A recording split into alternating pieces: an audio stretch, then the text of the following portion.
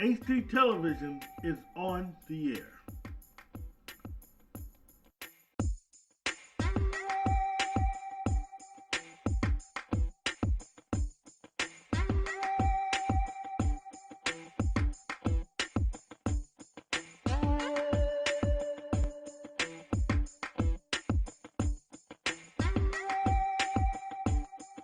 Welcome to the Author's Corner with A.C. Campbell. Join us as we take a tour around the literary industry with interviews and features within and throughout the industry. And now, the show.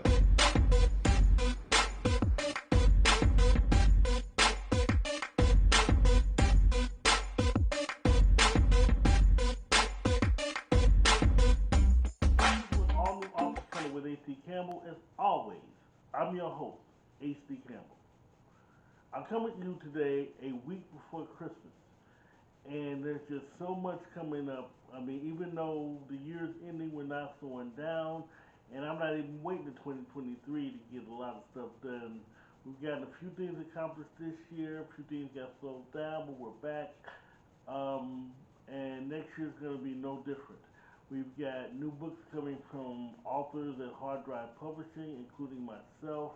But first, I got two new great authors that are coming out first, and I'll be talking about their projects here soon. Also, I have a new Kindle series coming out. I'm hoping sometime in February, around February or March, or before, depending upon which projects I got going on at the time. There's also a new book that I'm working on. It's a different book. It's not part of one of my genres. So there's just so much going on. So stay tuned for the news. You can always get the news on my website at www.accampbell.pro or on the hard drive site at www.harddrivepub.com. And then for any of the breaking news, you can also go to www.accampbellmedia.com, all of which can give you the latest news on us, Hard Drive, AC Campbell Productions, any of that. Plus, you can also go on my Facebook page, my Instagram, anywhere, and you get a list of all that throughout the show. Now, on to the show. Today's first author, she's local, and she has written a lot of great books, including one anthology about North County. I'm a resident of North County, and we are very underrepresented, and she's highlighting a lot of the great things about North County. Her name is Marie Chewe-Elliott. We'll be talking about her books, her writing life, and more. So stay tuned for that. Next, we're going to get part two of our interview with our ACPAC Dark Buddy, a good friend, Nyree Banks. We're going to continue talking about her books, her business. We're going to be talking about Build a Buddy. We're going to be talking about a lot of different things in this part two. And don't forget, on Tuesdays, you can learn more about her as well as Marie Chewe-Elliott on my media page at accampbellmedia.com, where you're going to get links to their sites, their calendars of events that are coming up, different things like that. So stay tuned for that. So when we come back, we're going to start the ball rolling with Marie Chewe-Elliott. Coming soon, the second printing of the Sergeant Wise Guy Chronicles, reintroducing you to a special agent, Sergeant Wise Guy, the government's top strategics and agent with a very sarcastic tongue. A former ranger, he heads up a team of specialists taking care of missions too big or too messy or other agents don't want to handle. His first mission takes him to Paris, where a stolen Cold War nuclear warhead was discovered. While discovering the warhead's origin, a lost dead love resurfaces. Can Sergeant Wise Guy resolve both before the secret plans for the warhead is complete? Well, check out the second printing of the Sergeant Wise Guy Chronicles, coming soon. I want to actually start at the beginning. Okay. What started your journey as a writer and all? Wow. So that question kind of goes back all the way to my childhood in Mississippi. Honestly, I was a book nerd and I hung out in the library all the time. You know, writers, creative people, we're always, hanging out with books and trying to learn how to do things. And that's what I was doing during a summer reading program. And I found the first book ever written by Alice Walker. It's called Once. And that book honestly just changed everything in my life. And so from that point on, I had just decided I had to be a writer. And I didn't even know what it meant. I was in a little country rural town. I didn't even know what it meant, but I knew it had to happen. That is wonderful, wonderful. So fast forward. So what brings you to wanting to be a writer to your first published book? Yeah, so I did figure out the path to becoming a writer, thankfully, with help from my family and the journalism school at Ole Miss. So I actually started my writing career as a journalist. The poetry was kind of an aside initially because I had figured out that I could make a living as a journalist and get to do what I love every day.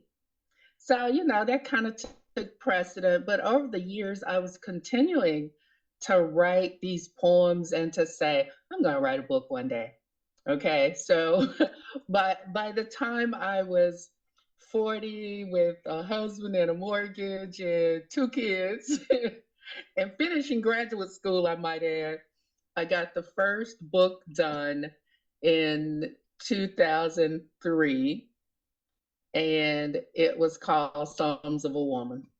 Mm. Now I'm going to ask about that. Go ahead and tell us the voice of Songs of a Woman. Tell us a little bit about that book.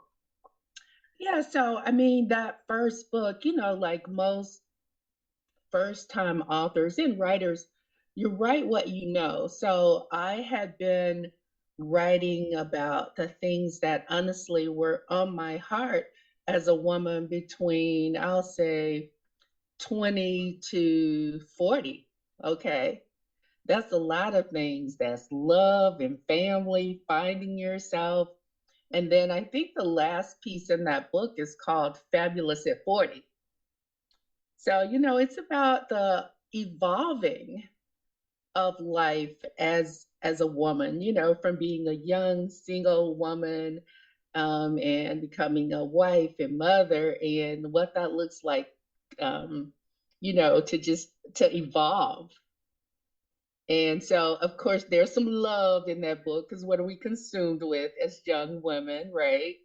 Love, but there's also some family and some social concerns in that book as well. Awesome, awesome, awesome. So I want to ask a quick personal question before going back. So, Okay. what brought you from Mississippi to St. Louis? Okay. Yeah, and that is a personal answer too. So my now husband finished his PhD in Mississippi and took a job at the University of Missouri St. Louis. Awesome, awesome, awesome. Yeah, so that's what happened, which was perfect because I had a lot more then when we made that move, but I had and still have lots of extended family here, so it was perfect for us. Awesome, awesome. I want to get into one of your main books here in a minute, but first I want to know, since your first book, how many books have you published since then? So at this time, I have three individual books of poetry, one children's book, and I think I just finished being a part of my fourth or fifth anthology. Mm. So tell me about some of your anthologies. Pardon? Tell me about some of your anthologies that you've been part of. Yeah, very, very proud of a couple of recent anthologies. One that I was the writing coach and editor on was published by Davis Creative here in St. Louis. It is called Overcoming in Spite of. And that book is a compilation of, I think, about 30 African American female CEOs who share their journeys and stories of success, but they also take you through the trials that they had to overcome to get there. You know, because people see you at a certain level and they feel like it's just magic somehow. They have no idea the setbacks, the sabotage, all of those things that you had to overcome to get there. And so that's what these women openly talked about, is the challenges on getting to that level where they are now. But my next question, my next question is kind of going to that level. What were some of your obstacles in writing, whether it's to your first book, in between projects or period? What were some of your obstacles? Yeah, I think I think for creatives there are always lots of obstacles, but one of them can be, just all of the things that are competing for your time at any given stage of your life, right? Because unless you've been able to find your niche where you are able to not have to have a 40, 50, 60 hour a week gig as well, which I do and I have for the last 35 years, then you have to prioritize. You've got to be able to ensure that you're investing that time on developing your skill, that you're able to be at or in whatever seminars and classes or courses, whatever you've deemed is going to help you get to that next level with your writing or your art, and to prioritize that and make it happen. Awesome, awesome, awesome. So I've got to ask a favor. I'm not gonna normally I would actually ask authors. I'm going to stop asking that question because it's like asking authors to choose between their children. I just want you to tell me all of your. Give me the timeline for each of your titles. I'm just going to change it to that. Oh wow. The timeline. Okay, so 2003 was Psalms of a Woman. I think 2007, maybe 8. Um, I'm mixing them up. Was Woman's Work. I know these dates are wrong. And then I did right before we went into the pandemic, so it had to be late 19. We launched Kingdom Vision for Audacious Women. The subtitle is Lessons from Our Mothers. And that was one of the first anthologies of lessons from women that I had put together. I left off one. In 2014, I did a children's book called What Kittens Like. The illustrator is also local. Her name is Jennifer Stolzer. So that has kind of been the path to 19. And then I believe in 20, I submitted to Davis's collection for a book called Clarity Out of Chaos, which I love. Again, it's just how to straighten out your life when everything goes to pot, right? And you have to, and you just have to pick it up and dust yourself off and move forward. So that was an anthology I got to be included in before I got to be the writing coach and editor on Overcoming, Living Life in Spite of. And then this year in November, we released with the North County Writing and Arts Network, we released the first North County anthology called Roots, Rainbows, and Truth, which I'm very, very excited about and so, so proud of. So that's kind of been that's kind of been my journey over the last several years, honestly. Oh, that's beautiful. I love that. Actually, I want to talk about the latter anthology. Okay. Saw that title and I'm thinking, saw the book about North County. Tell me a little bit about the book without spoiling. Yeah, the book is absolutely amazing. We were able to, and we solicited a lot more writers, but you have a deadline and timing, and not everybody can, pin it down and get pieces in. So I have high hopes for something bigger on North County. I'll go ahead and throw that out there. But we have compiled the writings and art of 32, I believe, is the total. Writers, artists, painters. We have a jewelry artist who's in there. We have um, multimedia creatives who are both poets, visual artists. One's a quilter, on and on and on. One is both a poet and a sculptor. So we wanted to do a couple of things with this book.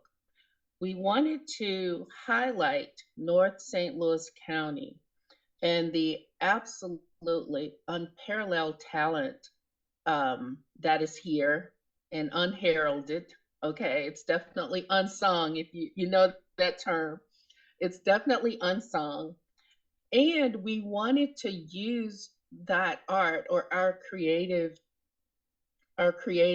work to really start to change the narrative on what people think and say about North St. Louis County. So that was kind of where we started. So the book celebrates everything from if you've ever been to this Cracker Barrel at 270 and Newhall's Ferry, there's a poem in there.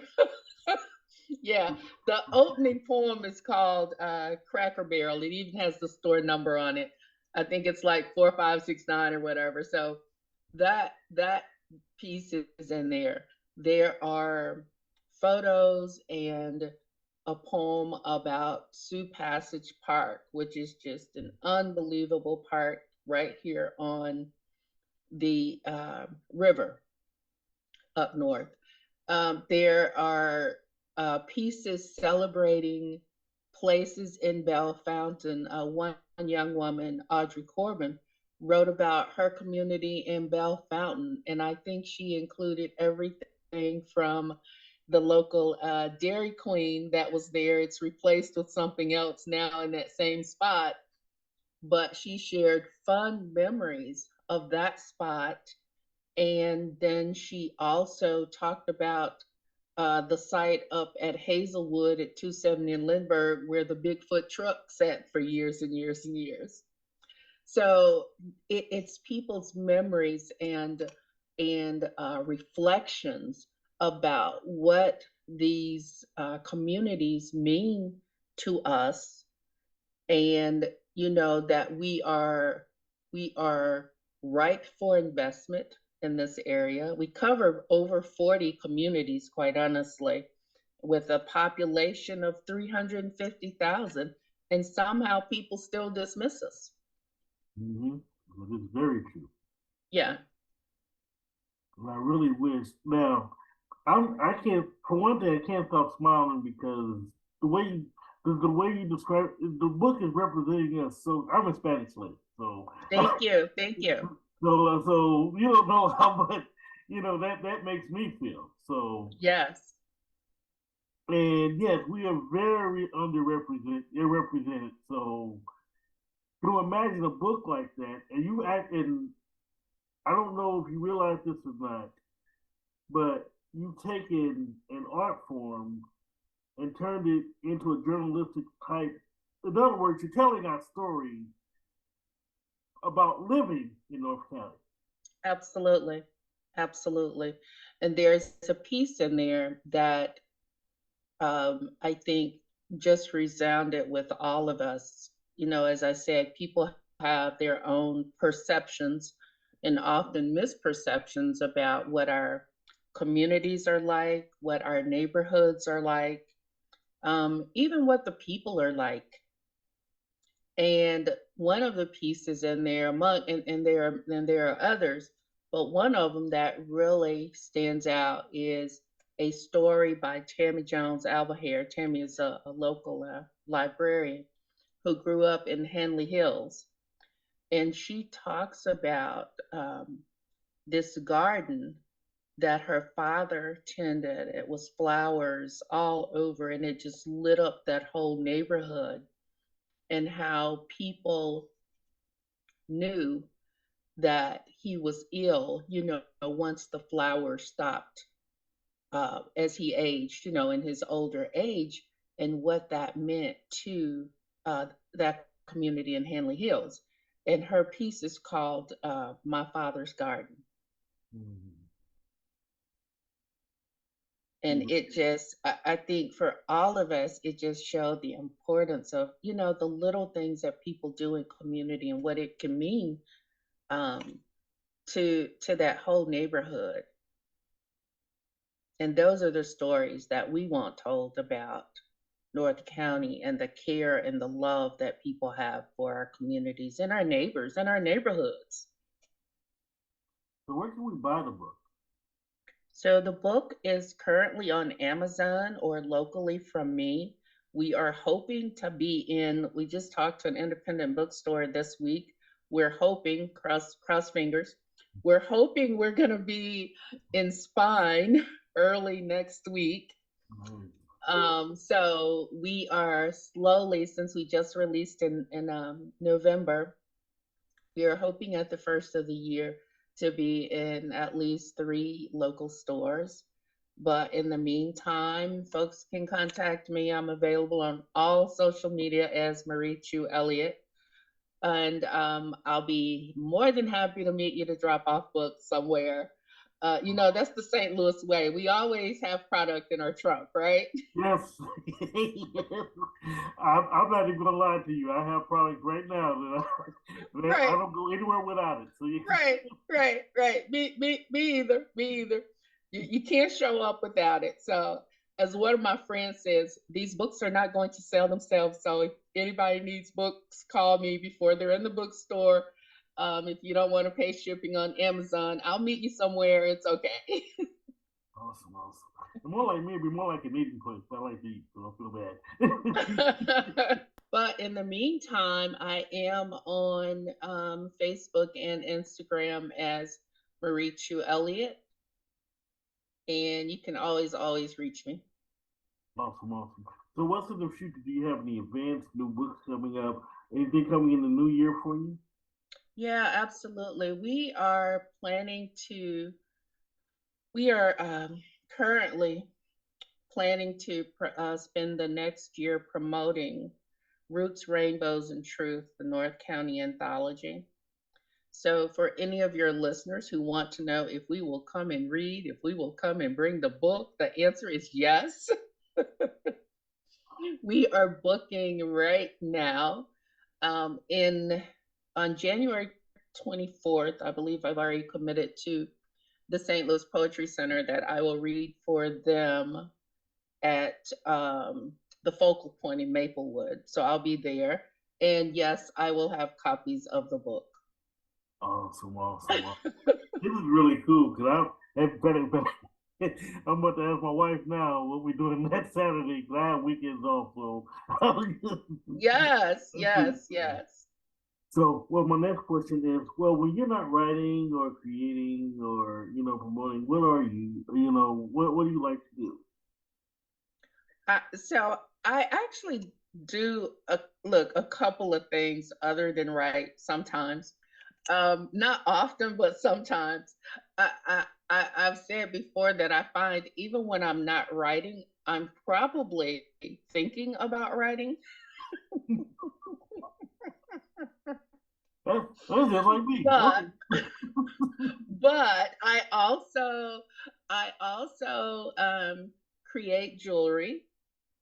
I attempt to do digital art. So I create art on canvas with um, recycled beads, and then I take that art on canvas and usually redo it on an app like iColorama or something like that, and turn those beads to look like brushstrokes, because Mm, that's just look, it just makes me feel good.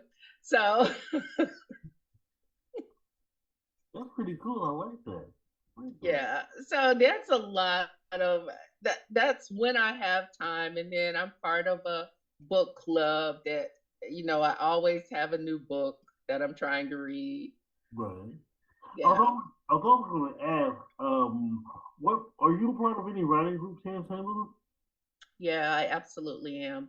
So and I think it's important because a lot of the conversations that we want to have as writers, probably nobody else wants to spend a whole dinner time talking to you about, whether it's character development or trying to get one sentence right in a poem, or any of that. So I have found the St. Louis poetry and writing community a really great resource to keep me motivated, to keep me focused. And that includes everything from sometimes just going to hear spoken word poets at Legacy or wherever they are, to being a member of St. Louis Poetry Center, St. Louis Writers Guild, or whatever group fits the journey that you're on. But I think it's really important because you find out about resources that can help your development. You make connections of people who are trying to do what you're doing or may have already done it, and they can save you a lot of time and mistakes, if you have a conversation with them. So I just find it to be a really great and rich community to create in, and it's every level, it's every medium that you could want. If you're willing to jump in, I think the communities are really receptive. Mhm. I usually say this to the end, but I'm still going to ask the same question. But I just want to ask this because, see,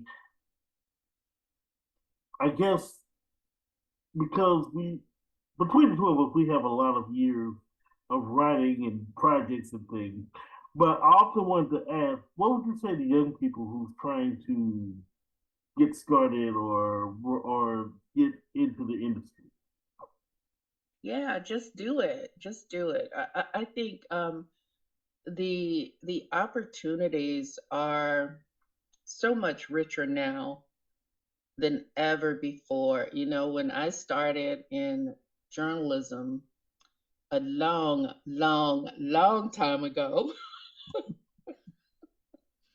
yeah, I literally did it the old-fashioned way. There was no social media.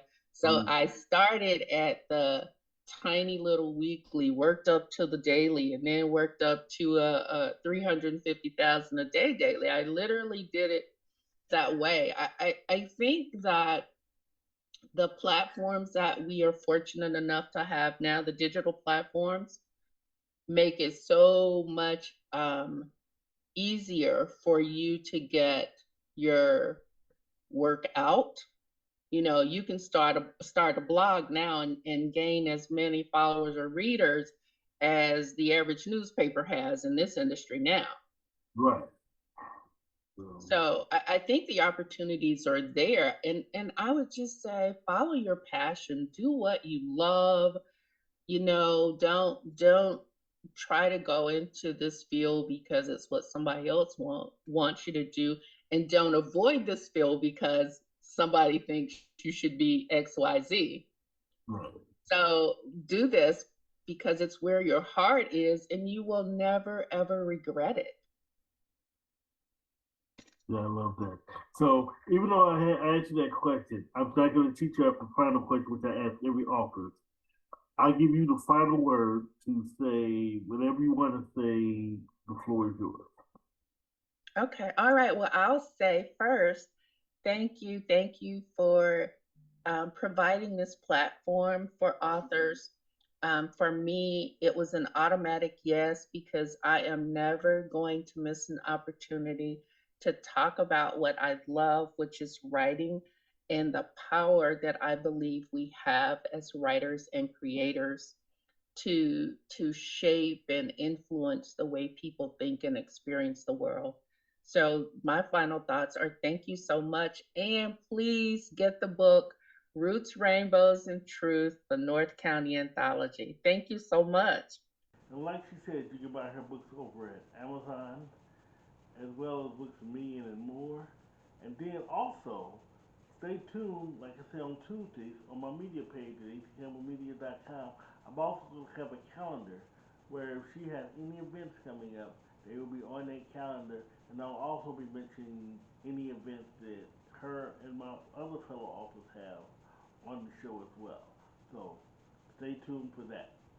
Next, we got part two with my friend, Nyree Banks. Welcome to Sassy's Shirt Shop, where quality meets professional meets fun. If you need a t-shirt for your events, your business, your sports teams, and more, Sassy Shirt Shop has the designs for you.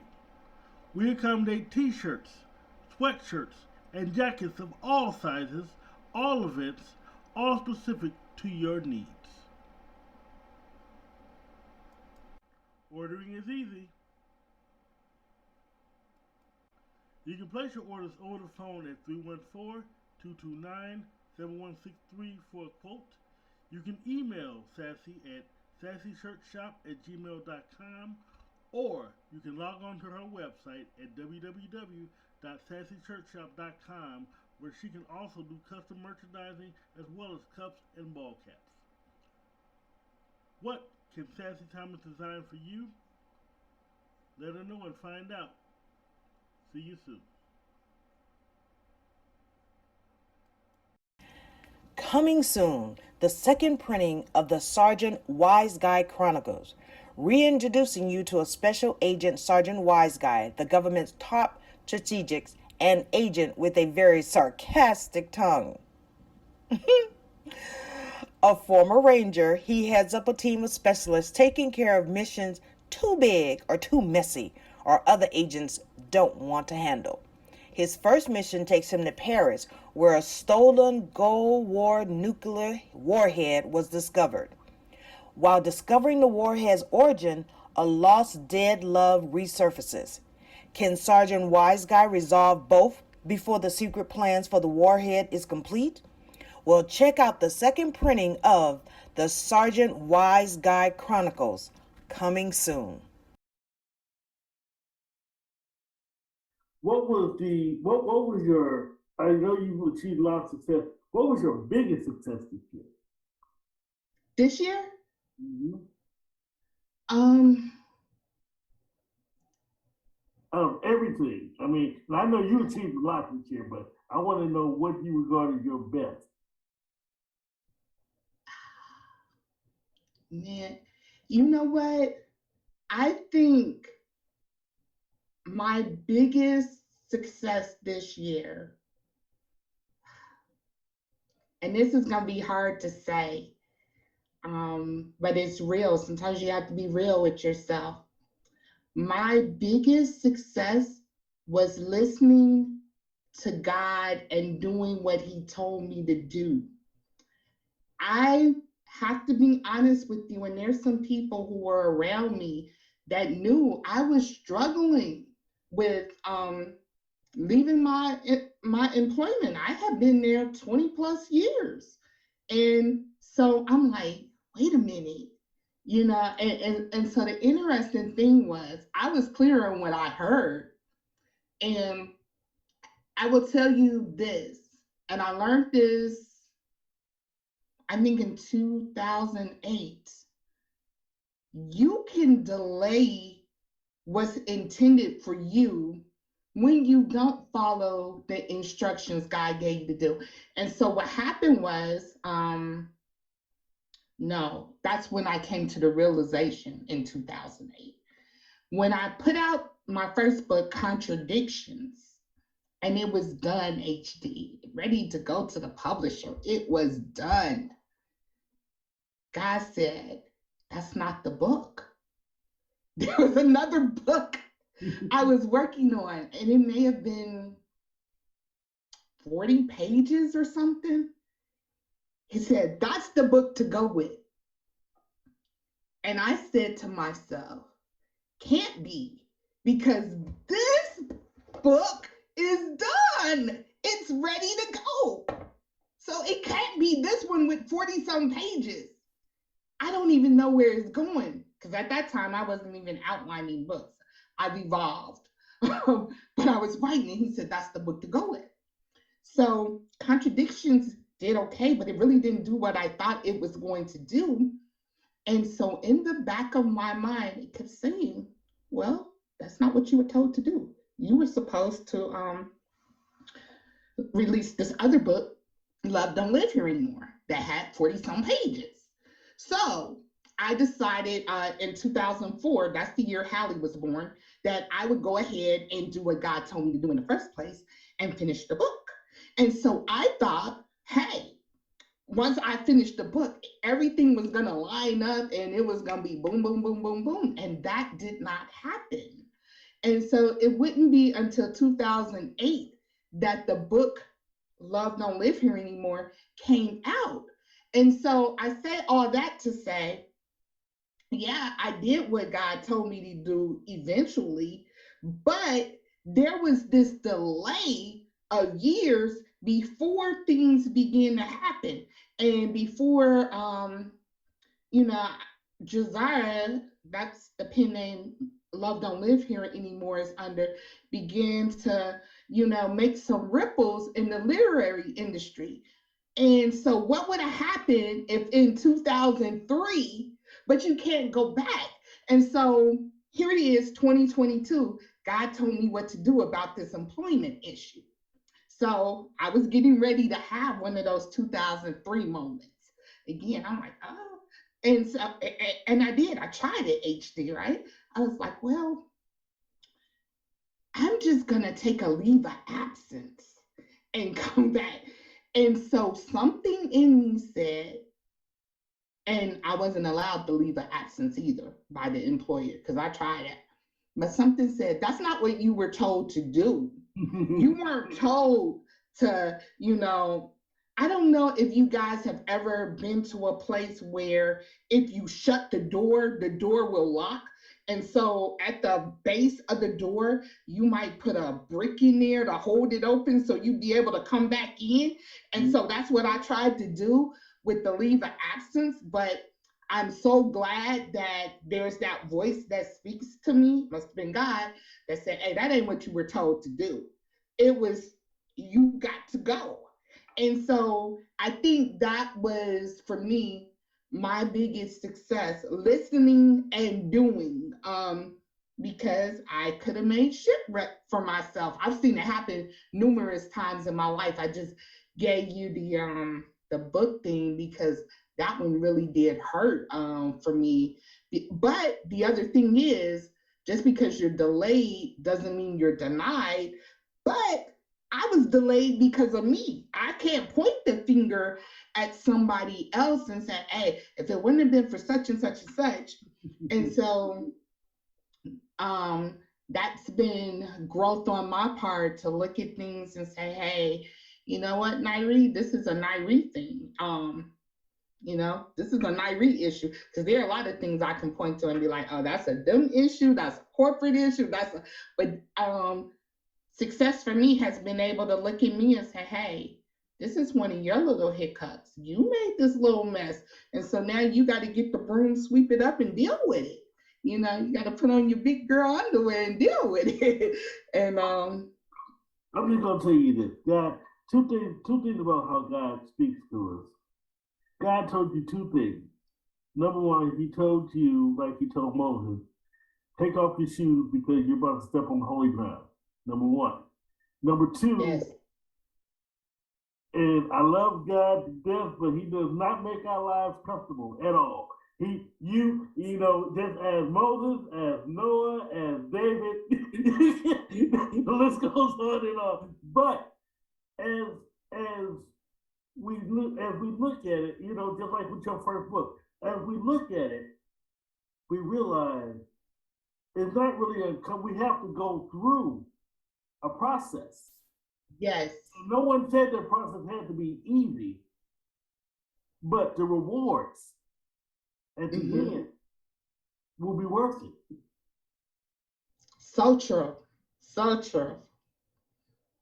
And see, as an author myself, I've actually had your situation where I've read an entire book and God's not feeling it, share it for a second, work on this. So I've actually had that happen. So I can relate. Yeah. And you're going like, what? But another thing I look at that HD, there have been some things that I've written and I thought, oh, I'm gonna use that for this, and I get to the end of it and I save it and what have you, and it's like, no, it's not the time. But a time will come when I need something, and I'm like, I know just where to go. I got the perfect thing. And so I remember my pastor preached this message. It may have been 2010, 2011, but it stuck with me. Be prepared for your opportunity. And I think this was before Drake even came out with that song, you know, you ain't got to get ready or whatever it is. You guys know what I'm talking about. So I love how there'll be times I'll have put in the work and I'll be like, man, you did that for nothing. But then an opportunity will come up and say, no, you didn't do that for nothing. It just wasn't the time. It wasn't the season at that time. But now you're prepared for the opportunity. You don't have to get ready. All you have to do is send it off because you're ready. Mm-hmm. That's it. So my next question for you is, I've already asked you what's around the corner, but I guess my next thing is, do you have any events or anything coming up? We do. Actually, the Luxurious Legacy Consulting Firm. Um, we are so concerned, especially Tranquil Bliss. So it all runs together. We are so concerned with people being emotionally well. We've launched a workshop that we do, and we also can do it virtually and send things out. But it's called the Build a Buddy, where you create your own stuffed animal. It is so therapeutic. Like, I am probably maybe the most serious person that a lot of people know, but I'm really laid back and I'm just kind of a kid at heart. Like, sometimes people talk about adult things, even though typical hood story is an adult thing, but sometimes people talk about adult stuff. And I was raised a little bit different. So there are some things that was not exposed to, and I don't understand as an adult. Even though I have a master's degree, it's some stuff in the world I'm still a little, I guess, maybe slow to. I can't imagine or what have you. But this Build a Buddy workshop that we provide is so calming and therapeutic. And I'm doing it for adults as well as children, where you can create your own stuffed animal. You can put your voice recorder in there, send it how you want to. And we got a couple of those coming up this month. So it just depends on how adult you want to get. And when I say that, like, one of them is a sip and create, because I'm also a wine guy, but I don't really talk about wine a lot, but I do go into homes and introduce people to wine and how to make sure they got a good quality wine. So we're incorporating the wine and the build of the Build-A-Buddies at this one event. Then we're doing a winter wonderland in Gary, Indiana, for children and parents. So we won't have the adult beverages there because I respect the kids and that type of thing. But there will be hot beverages like hot cocoa or tea or something like that, coffee. We're creating these Build-A-Buddies, and there are a variety that people can choose from. Are so therapeutic. We're going to do date nights where couples can get together. And so it's just about being emotionally well. And sometimes you have to take a time out to stay emotionally well during these times. And it's okay. My daughter Hallie creates our aromatherapy Play-Doh and our aromatherapy slime. There was one day at work, and I've done a video. Sometimes I post it on social media. And if you listen to the video, you can hear chaos in the background.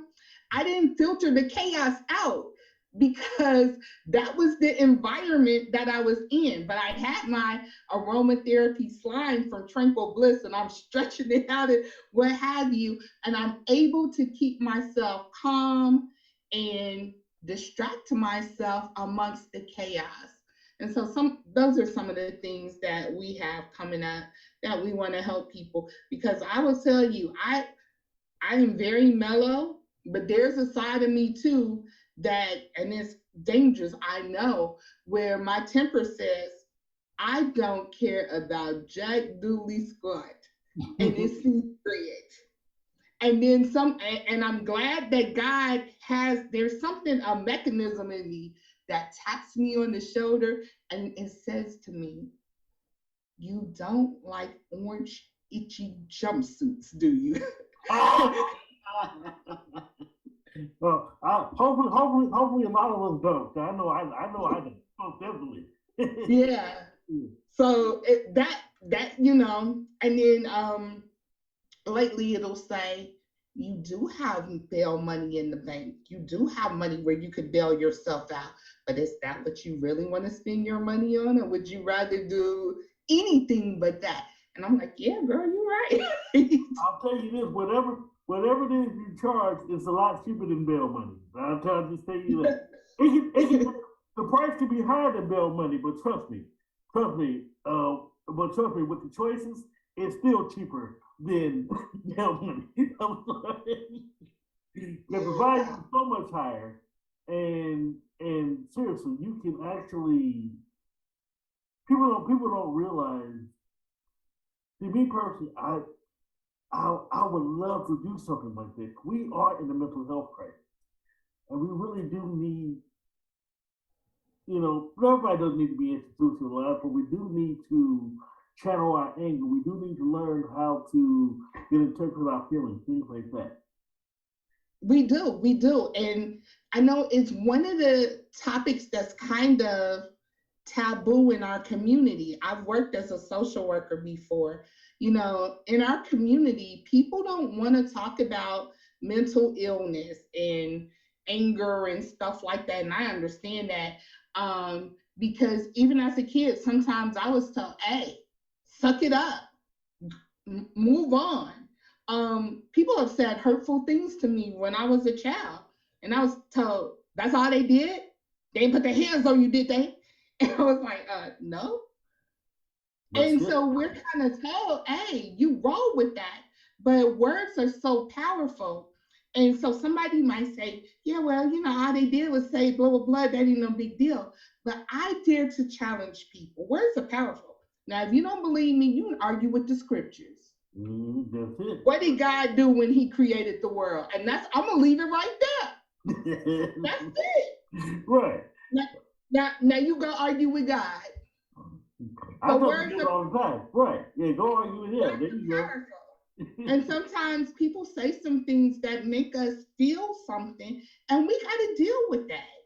I mean, I'm not saying go around and knock people out and stuff like that, but if I may, HD, that is kind of how I got into writing, because as a kid, going through puberty, I was the tallest girl in the class and the biggest girl in the class. And so I was teased by girls and boys. And so I want to say to people and even parents, when your kids start growing, sometimes we have a tendency to say, oh, look, so and so getting big. Let's not do that. Let's Right. not do that because people's bodies go through changes. And so kids don't know how to deal with that, hearing that. And so they internalize, a lot of kids internalize things and they don't know what to do with that. I hated going to school when I was in the third grade because I was one of the biggest girls in the class. And so every day you don't want to hear, oh, she chunky, she fat. You don't want to hear that. Right. And so I would tell the teacher, and the teacher wouldn't do anything. She just kind of brushed me off. I made up in my mind one day, HD, it wasn't going to be another day that I went to that school and somebody teased me. It went so, and I am not glorifying violence. I am not. But I had it because everybody disregarded how powerful these words were that were making me feel. So I found the bully in the class, which was a boy, and I tried to wear him out with a chair. I sent a message to that teacher and everybody in that class that Nyree is big. She's a big girl, and you don't want to mess with her because not only is she big, she will let you have it. That teacher didn't know what to do in me, HD. She said, I'm gonna call your mama. I was scared of my mama, terrified of my mama. My mama was a teacher at another school. I knew she could not be taking off her job to come up to that school. I told that lady, call her. I was tired. And she called my mom and we had a conversation at home. I didn't get it or whipping or anything like that. But then other boys in the class started trying it, and I was like, I am not I want to start. do it. I'm not going to do it. So this woman, she had what was called the Wee Ones corner, where she put the quote unquote bad kids for timeouts. And so I would do my work in the Wee Ones corner, and I was a good student. And I would finish because there was nobody distracting me. This woman did not know what to do with me. I hate to describe it as jail, but it kind of felt like that at first. After I finished my work, she did not want me coming back to general population because she didn't know what I was gonna do. But And I mean, that's the sad part. They picking on you, but you're the one that's over there. yeah. And I'm like, she gave me a composition book, HD. That's all she did was gave me a composition book, no instruction. She said, here. I got that book and I always wanted to write because my grandmother, I feel like she was the original storyteller. She would tell these amazing stories when I came to her house, captivate me. And I wanted to do the same thing. But mine wasn't an oral tradition as hers was. And so I got the composition book and I would go over there and write. And so it just got to a point where, I would ask her, could I go over there and do my work? And I would socialize with the kids. And so I would write. And when I would come out, they would be like, what you got? What you got? Let me read. So that's where I tapped into, my writing skills. And so timeout is valuable. It's just how you spin it. So what she thought was a punishment, she was getting rid of me, what have you, it really helped me tap into my gift and my love of writing. I hate that I was, bullied, but hey, I had to shut the bully down now. That's okay. That is quite all right. You know what? I love the story. You know what? And it still bothers me that you the one that got put in jail, but that's okay. That it made you out to be a better person. It did. As far as body image and bullying kids, I'm glad that we come full circle and start recognizing that. Yes. When I taught school, one of the things that I thought was so important that we tell kids that they're valuable. Now, I saw this happen with my oldest daughter, and I did not like it. I would go to the school and have a conference, and teachers would say, "Oh, she's so beautiful. She dresses so nice, and this and that." And I said, "Huh? Tell me about the academics. Right. I love the boots she has, and she could be a model." And they're telling me this when she's in elementary school. My thing I is, told it looks nice. What about what's in their head? her, I don't want to hear about that. I need to know about the academics. What are you teaching my daughter academically? Yes, she is beautiful. Hallie is beautiful. My kids are beautiful, okay? But I don't want to hear that when I come to the school. I told this lady, I said, I went through issues with body image during my, childhood, going extreme dieting to when I was in high school, like I was a size 4, and it was extremes. I said, and I will tell you this, what happens is looks are subjective to whoever's looking at you. And you could be what they say is beautiful today, and tomorrow you could be chopped liver. I don't want to hear that about my kids when I come to the school. What are we doing academically? What are we doing to put into her, to instill in her that, hey, this empowers me? Because if her looks fail, because after I began to have kids, that size 4 was gone. Mm-hmm. So what do we have when that body or that image is gone? And so I thought it was really important to instill in kids, you're valuable. You have a gift in you. You can do this. Because adults are not always going to be there to hold their hands and guide them through. So are we empowering them to be able to take care of us, when our time comes that we need to take care of them, and I thought that was important. And so the whole body image and putting down, I really, as you probably will know, cannot stand a bully. And I am also the person who will get in a bully's face even today and shut the bully down. We're not doing that. So when I was in the school and I saw somebody bullying somebody, what you say to them? Oh no, we don't do that around here. Miss B, I wasn't talking to you. I said, you could never talk to me like that. I know you wasn't, but I will no. And it was very important in my classroom that we had a community feel that, and the thing was, everybody didn't have to participate in the community, but you could not hurt anybody in the community. So if you had nothing to contribute, you had to.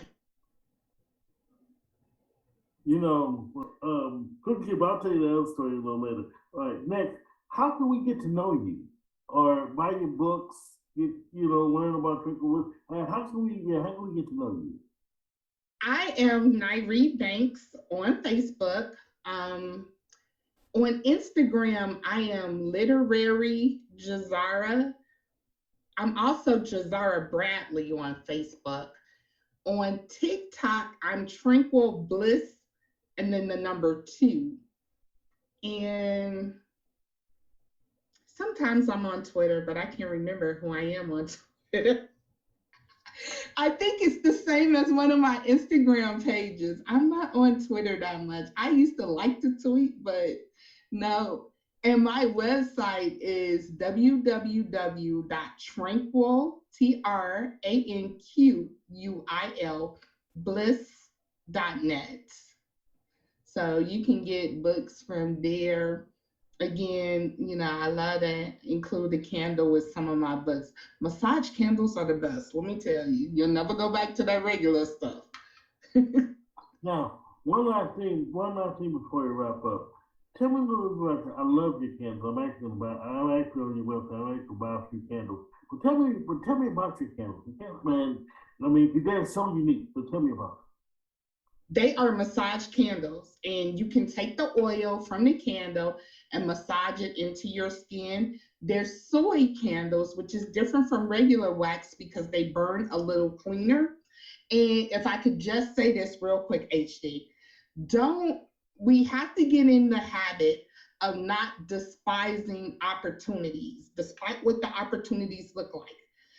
I'll tell you, I think I told you all this on the last time when I went to the spa to do the internship, and that lady did not want me to touch her clients as a massage therapist.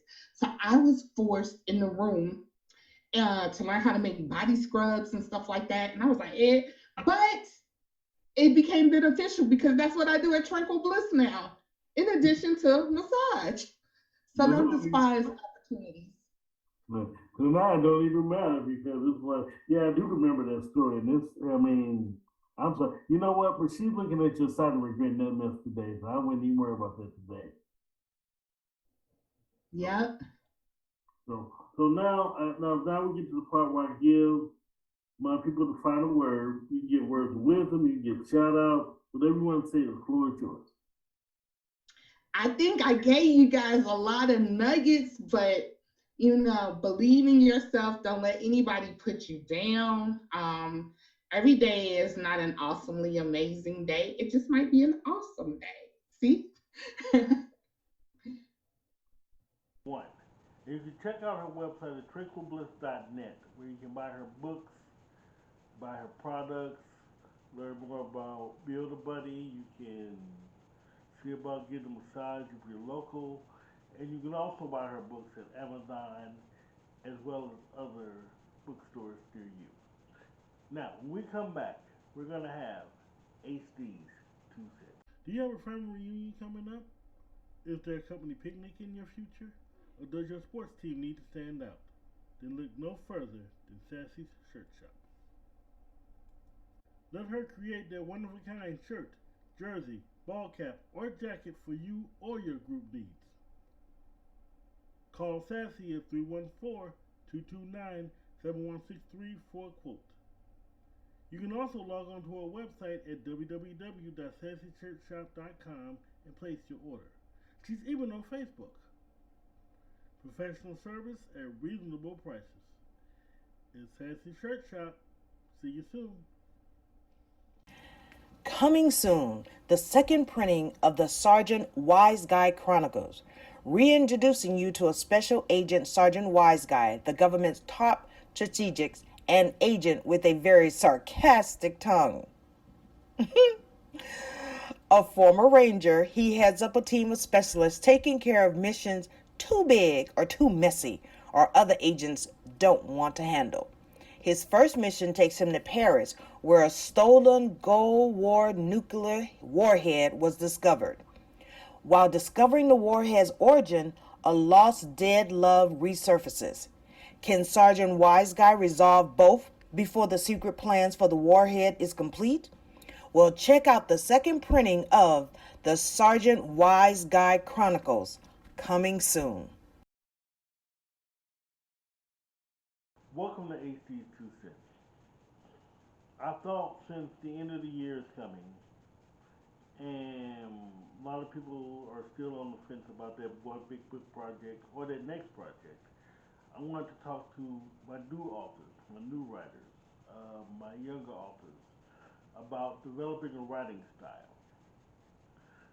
Terry McMillan, author Waiting to Exhale, as well as others like How Stella Got Her Groove Back. Her style at the beginning was she wrote every day, whether she felt like it or not.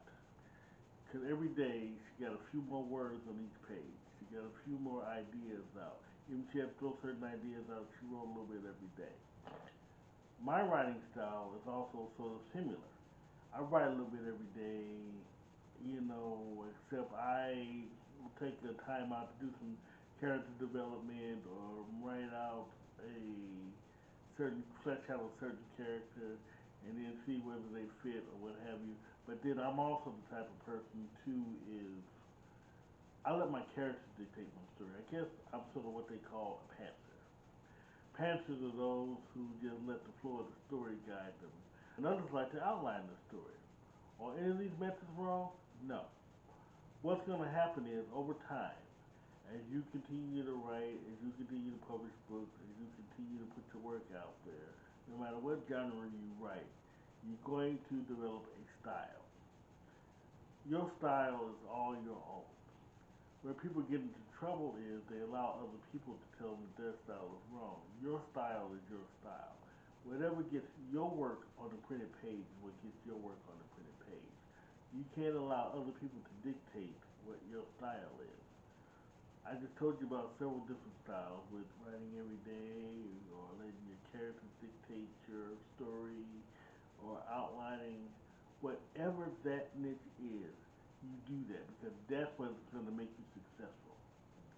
Because if that's what gets your books out, if that's what gets your book sold, if that's what gets people reading your book, make sure that's your plan. However, let's not fall into the trap of other people where we're teaching our style and we're leading false hope into others thinking that's the only style out there. In other words, teach them your style and then go and say, turn around and let them know through this you can develop your own style. Now, if they want to do exactly how you do it, that's fine if they're comfortable with it. But our styles are what we're comfortable with. Just like our clothes, just like the food we eat, just like the TV shows that we watch. You have to get comfortable with a certain writing style. Well, that's it. Merry Christmas, Happy Holidays, Happy Kwanzaa, Happy Hanukkah. That is the Author's Corner. Love, peace, hair grease, and as always, let your writing fuel your spirit, and God bless you. And once again, may the spirit of the holidays take you.